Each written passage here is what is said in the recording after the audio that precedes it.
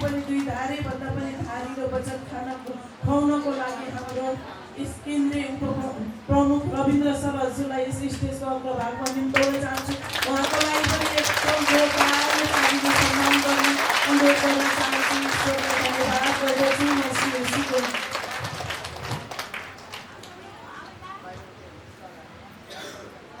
इस जगत के मालिक दुनियाको सृष्टिकर्ता परमात्मा हजुरलाई निम्ति धन्यवाद व्यक्त गर्न चाहन्छु। म मसीह शुभ नाममा आजको यो पवित्र महिना सञ्चालन गराउने हाम्रो ज्ञानजीको सम्पूर्ण घर परिवारमा पनि ईश्वर पिताको परिपूर्ण आशीष सदा सर्वदा बसिरहोस् भन्दै उच्च सम्मान व्यक्त गर्न चाहन्छु। सदा सर्वदा आफ्नो कार्यलाई पछाडि राख्दै हमेसा ईश्वरको कार्यमा अगाडि बढिरहनु नि केन्द्रीय लिडर सर जिम्यानजीहरूले पनि एकमुष्ट शिर झुकाएर नमस्कार व्यक्त गर्दै उच्च सम्मान व्यक्त गर्न चाहन्छु। र हाम्रो भजनमा विभिन्न मिठो धुन बजार हामीलाई अझ धेरै उचाइ बनाउने म्युजिक संसारहरूमा पनि उच्च सम्मान व्यक्त गर्दै शिर झुकाएर नमन भन्न चाहन्छु।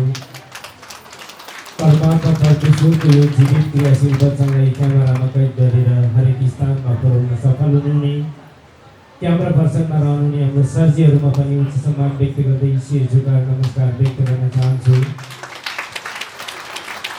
र परमेश्वर हुनुहुन्छ, परमेश्वरमा गहिरो विश्वास गर्ने सन्तानहरूको लागि कुनै पनि कुरा असम्भव छैन भनेर ईश्वरप्रति दरिलो विश्वास बोकेर यो स्थानमा वचनको लागि पाल्नुहुने हजुरहरू सम्पूर्णलाई पनि शिर झुकाएर नमस्कार व्यक्त गर्न चाहन्छु। ईश्वर परमात्मालाई अनगिन्ती धन्यवाद व्यक्त गर्न चाहन्छु। म मसीहको नाममा आज शनिबारको बसाइ परमात्मा परमेश्वरबाट वचन ग्रहण गर्ने दिन, वचन खाने दिन सबैभन्दा पहिला यो आत्मालाई हलुका बनाउनुहोस्, यो आत्मालाई पहिला पवित्र बनाउनुहोस्, ईश्वरलाई बास बस्न योग्यको बनाउनुहोस्, तब तपाईँको जीवनमा उन्नति र आशीषले बर्सात गराउँछ। यसमा पनि ईश्वर हजुरलाई अनगिन्ती धन्यवाद व्यक्त गर्न चाहन्छु। म मसीहको नाममा हामीले सुन्यौँ अघि मात्रै 4 वटा गवाई सुन्यौँ, 3-4 वटा त बुट्टी थियो। 3-4 वटा बुट्टी लगाउने हामीले अरू के लगाए होला, कति के गरे होला, के को निम्ति भन्दा त्यही शरीरको रोगको निम्ति, त्यही छटपटिएका आत्माहरूको निम्ति अनि सुख शान्ति समृद्धिको निम्ति तपाईँ हामीले गरेका यथार्थ कुराहरू विस्तृत सहित तपाईँ हामीले अघि सुन्यो, गवाईमा सुन्यो। तर त्यो जति गर्दा पनि तपाईँ हामीलाई हात लगाएको थियो के भन्दा सुन्ने हैन।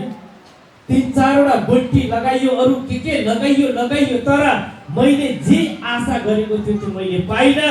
मात्रै मैले के पाएँ भन्दा निराशा पाएँ हैन। निराशा पाएपछि मान्छेको मन कति कमजोर हुन्छ, मस्तिष्क कति कमजोर हुन्छ, सोच्न सक्ने क्षमता पनि बिस्तारै साउरिँदै जान्छ। अनि हामी दलदलमा बस्दै जान्छौँ, दलदलमा धसिँदै जान्छौँ। अनि हामी दलदलमा धसिँदै गएपछि हाम्रा मनबाट निक्लिने काल्पनिक कुराहरू पनि त्यस्तै किसिमका हुन्छन्। मर्न जा विकल्प छैन, अब बरु पक्लक्क मरिस भने तैँले सुख पाउँछस्।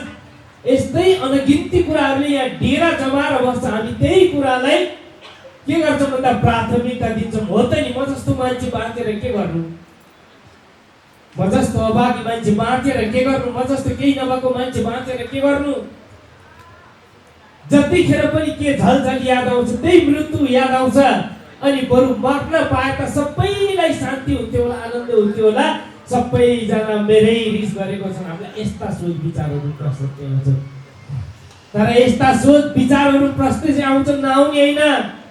त्यो सोच भन्दा पनि पहिला सर्वशक्तिमान परमपिता परमेश्वरको वचनको याद आउनुपर्छ हामीलाई। जब वचनको याद आउँछ नि तब हामी झसङ्ग हुन्छौँ, हामी बेहोसीबाट बिउजिन्छौँ, झसङ्ग हुन्छौँ। ओहो, मैले यो संसार छोडी भने त म पछिका मेरा साना तिना लाला बालाहरूले कसरी जीवन काट्लान्, कसरी बिताउलान्। परमेश्वर, यो गलत सोच विचार मेरो आफ्नै आत्माबाट आइने त शैतानको आत्माबाट आएको हो पिता। यो शैतानबाट आएको कुरालाई म सजिलै स्वीकार दिने, यसलाई त म पैताला पनि हालेरै छोड्छु। जब तपाईँ हामी ती कुराहरू पैताला पनि हालेर छोड्छौँ, एउटा हिम्मत हामी भित्रै ऊर्जा शक्ति पैदा हुन्छ। धन्य ईश्वर तपाईँ हुनुहुन्छ। त्यस्ता त्यस्ता लद्रिएका घोडाहरूलाई आज दरिलो टेक्न सक्ने बनाउनु भयो पिता। नदेख्नेहरूलाई देख्न सक्ने बनाउनु भयो, खान नसक्नेहरूलाई खान सक्ने बनाउनु भयो, हिँड्न नसक्नेहरूलाई हिँड्न सक्ने बनाउनु भयो, सुतेर ओछ्यान परेकाहरूलाई आज उठेर नाच्न सक्ने बनाउनु भयो। तपाईँमा सब कुरा सम्भव छ पिता, तपाईँमा सबै कुरा छ त। आज तपाईँको महिमामा पवित्र वचनको निम्ति म सारा संसार छोडेर त्यागेर यो तपाईँको राज्यमा आएको छु पिता। मलाई अब कसरी यो वचन बुझ्न सक्ने क्षमता दिनुहुन्छ, मलाई वचन बुझ्न सक्ने खुबी कसरी दिनुहुन्छ, मलाई यो शक्ति सामर्थ्य कसरी दिनुहुन्छ पिता। तपाईँले भन्नुभएको छ जिम्मा लगाइदेऊ मलाई भन्नुभएको छ। मैले आजबाट सबै कुरा तपाईँले जिम्मा लगाइदिएँ। जिम्मा लाउनु पाएको बेला नलाउने, सजिलै जिम्मा लाउनु पाएको बेला पनि हामी जिम्मा लाउँदैनौँ अनि हामी यहाँभित्र त्यही शैतानको खिचडी पकाएर बस्न थाल्छौँ क्या। हाम्रो दिमाग यति चल्छ कि यसरी चलाइन्छ कि अब यो गर्छु त्यो गर्छु यो गर्छु त्यो गर्छु, षड्यन्त्र बुनिन्छ, जाल बुनिन्छ। यति कुरा याद गर्नुहोस्, वर्षौं लागेर बुनिएको जाल र षड्यन्त्र ईश्वरले 1 सेकेन्डमा भता भुङ्गै बनाइदिन्छ। यो तपाईँ हामीले प्रत्यक्ष भेटेको कुरा हो त, हजुर हामीले पाएको कुरा हो, हजुर हामीले सुनेको गवाईमा छ नि त। 10-20 वर्ष भइसकेको त्यो ओछ्यान परेको संसार घुमाइयो, कतै पनि विकल्प सकिए, पैसाहरू सकिए, सबै कुरा पीडाहरू भोगियो, के गर्नु बाँकी त्यो सबै गरियो। अब बाँकी केही छैन एक ईश्वर भरोसा भनेर जुन दिन परमेश्वरको राज्यमा बोकेर लिएर गएको बिरामी आज तपाईँ हाम्रो अगाडि नाचेर बस्नु भएको छ।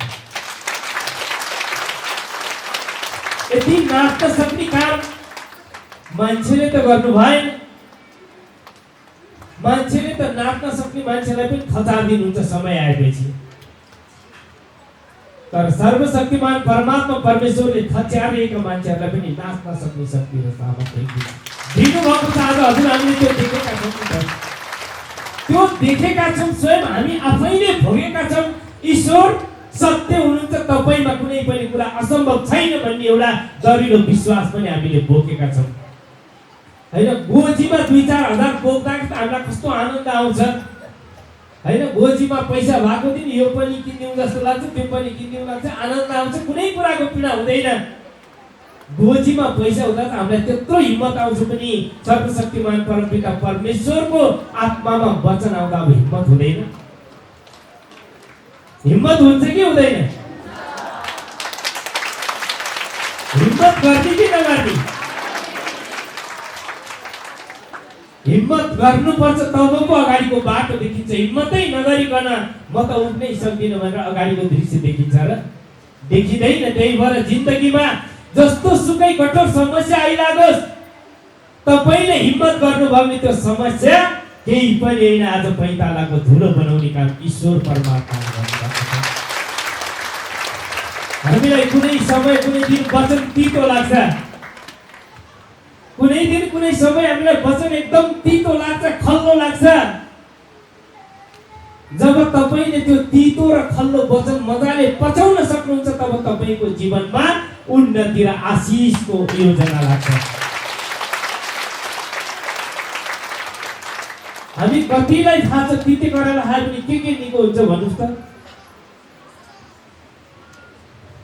तिते गरेर खाए पनि के निको हुन्छ भन्नुस् त एकचोटि? कोही त स्वरै आउँदैन, भर्खर 2 त बज्दैछ, भोक लाग्यो होइन होला?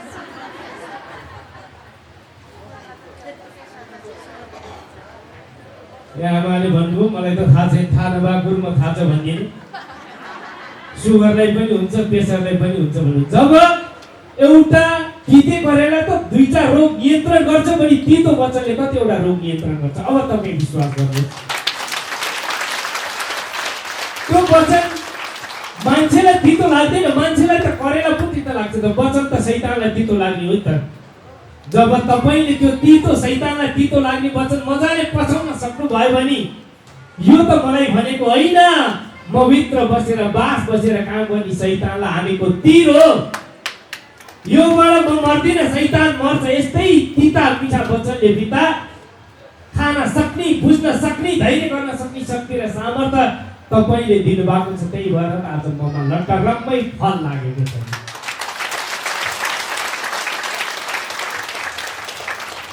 लट्टरम्मै फल लागेर त होला नि आज तपाईँ हाम्रो ईश्वर परमात्माको राज्यमा आएर मजाले वचन खाएर यस्ता यस्ता गवाई सुन्न पाउँदाखेरि आमाले भन्नुहुन्थ्यो नि, श्रीमानले अलिकति व्यापार गरेको पैसा फेरि लान पाउनु भयो भने सबै कुरो नालीमै लगेर फालिदिनुहुन्थ्यो। धिक्कार हो मेरो कर्म। त्यो टाइममा कति पीडा भएको थियो। एउटा जीवन बिताउने श्रीमानले पनि त्यो खालको कर्म गरिदिएपछि बाँच्ने आधार रहन्छ। केही बाँकी थिएन संसारिकमा सोच्दाखेरि, तर ईश्वरबाट हेर्दाखेरि संसार मसँग नभएर के भयो त मसँग संसार बनाउने एउटा ईश्वर हुनुहुन्छ। बस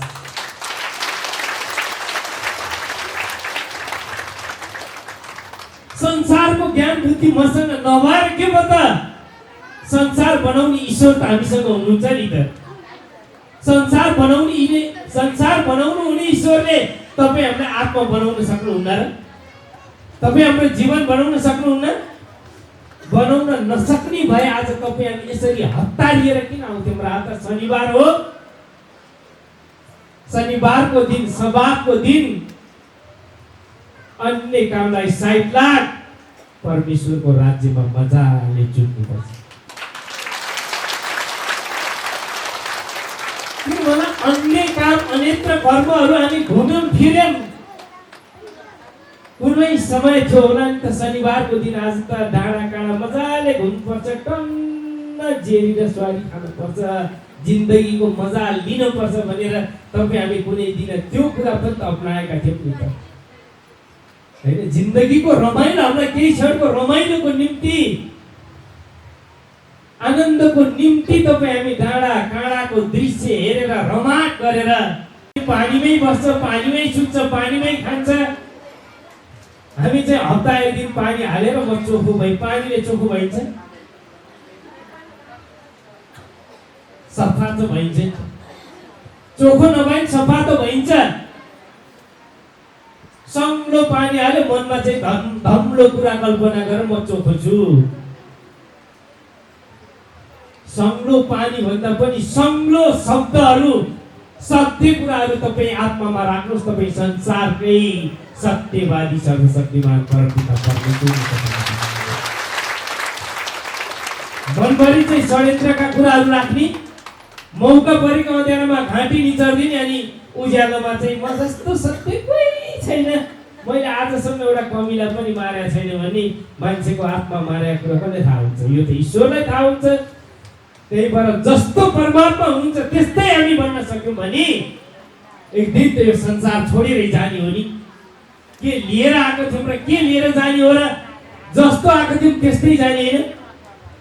जति पैसा कमाए पनि, जति थुपारे पनि, झुक्केर गोजीतिर 5 रुपियाँ पर्यो, 5 रुपियाँ कसले तान्छ पत्तै हुँदैन। लान पाइन्छ? लान पाइँदैन। यही छोडेर जाने हो, केही लिएर गइँदैन, यही छोडेर जाने हो। तर पनि मान्छेमा अम्बै लोभ र लालच, यो 2 आना बढी म खान्छु, 2 आना कम तिमीलाई यति भयो, पुगिहाल्छ नि, तिम्रो त घरै छैन भनेर अर्काको यो खाएर नभए काट्ने र मार्नेमा शुद्ध मान्छे आउनु भएको छ। यो किन त भन्दा सत्य कुरा नबुझेर हो नि त, सत्य कुरा नजानेर हो नि त। जुन दिन सत्य कुरा बुझिन्छ, जुन दिन सत्य कुरा जानिन्छ, यो राज्यमा मेल मिलाप सुरुवात भइसक्छ।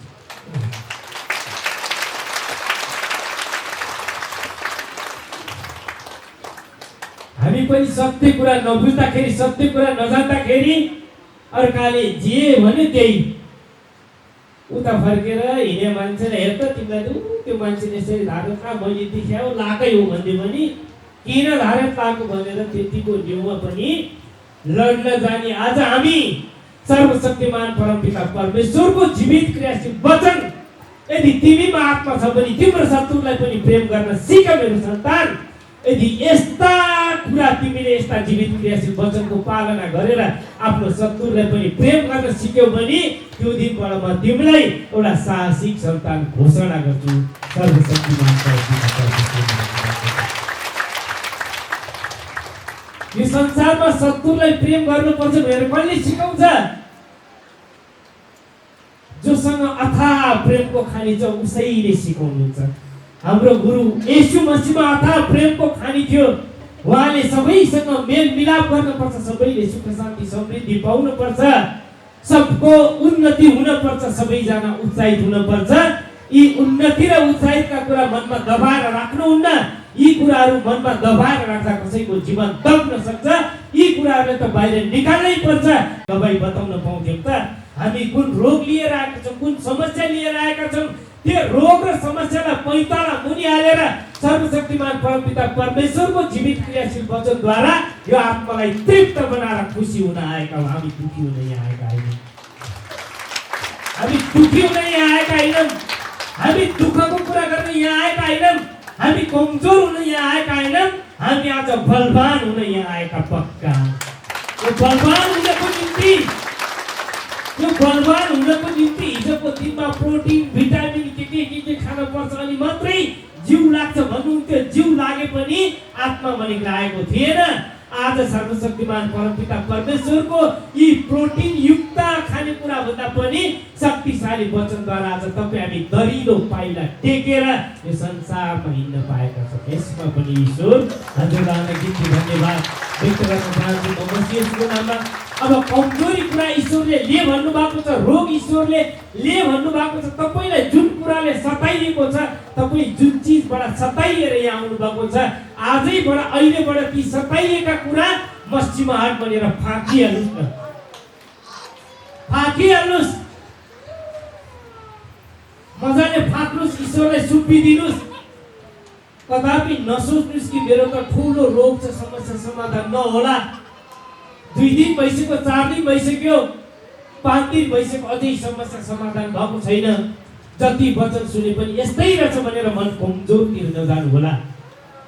दिन समय सबै कुरा तय भइसकेको छ। दिन समय सबै कुरा तय भएको छ। सबै गाई त मरि गए पाइँदैन नि त। बल गरेर हुन्छ र? बल गरेर हुने भइदिएको भए त म्याडमले आफूले ग्रहण गर्ने बित्तिकै बल गर्नुहुन्थ्यो होला। मेरो बुढो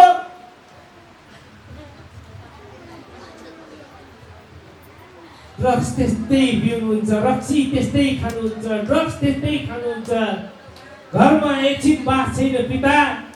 अब तपाईँ त जान्दा हुनुहुन्छ, तपाईँले निको पार्नुहोस्, मेरो यत्रो रोग निको पार्नु भने अर्को रोग पनि निको पार्नुहोस् भनेर विश्वासले मागेको त हो नि।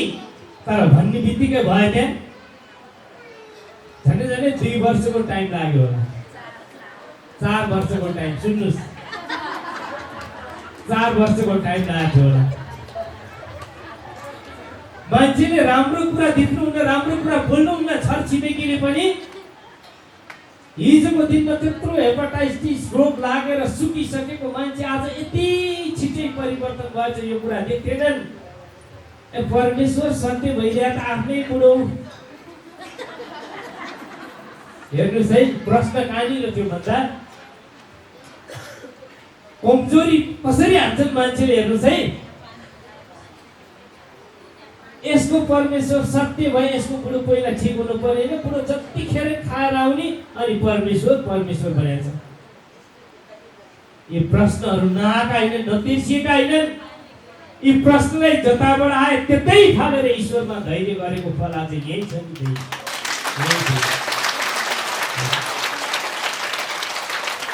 यो केले भयो, कसरी भयो? बिहान उज्यालो हुन्न पाइ कहिले भौजीले कहाँ लानुहुन्थ्यो, कहिले आमाले कहाँ लानुहुन्थ्यो। सुधारमा बुझ्नुहोस् है, कहाँ कहाँ लानुहुन्थ्यो। अब बाइक पनि भन्दा अब बाइक रेस्टुरेन्टबाट घर लान सक्यो बेबु। बाइक त्यही छ, जुरुकको उठाए यता लानुहुन्थ्यो, उता लानुहुन्थ्यो। कसैले भात खान नदिउँ यसलाई भन्नुहुन्थ्यो, कसैले के गर्न नदिउँ भन्नुहुन्थ्यो, कसैले के नदिउँ भन्नुहुन्थ्यो, कसैले के नदिउँ भन्नुहुन्थ्यो। हुँदा हुँदा गैँडाको पिसाब ल्याएर दियो भने यो कुरो चट्टै हुन्छ। त्यो कुरो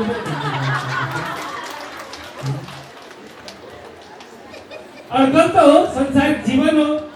हुन सक्छ कि भैली त एकदम राम्रो हुन्थ्यो नि त। पीडा त भित्र थियो नि त, बाहिर देखाउन नसके पनि।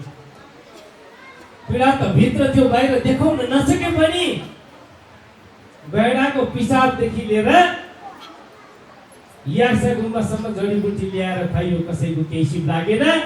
जुन दिन यीभन्दा शक्तिशाली परमपिता परमेश्वरको वचन खाइयो त्यो दिन सब चिज मस्तीमा हात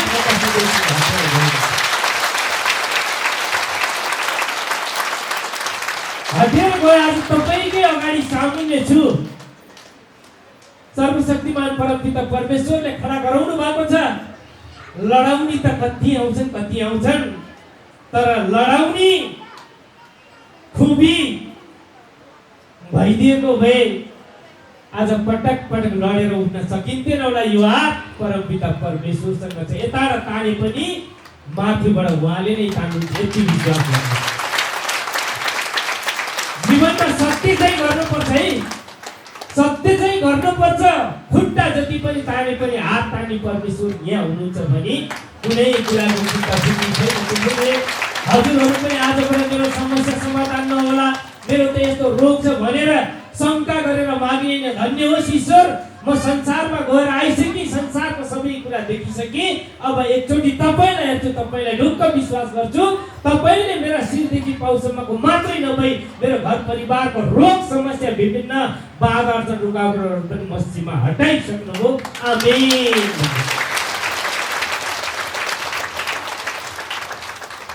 जब विश्वास हुन्छ नि अनि पो काम हुन्छ त। विश्वासै नभई हुन्छ त?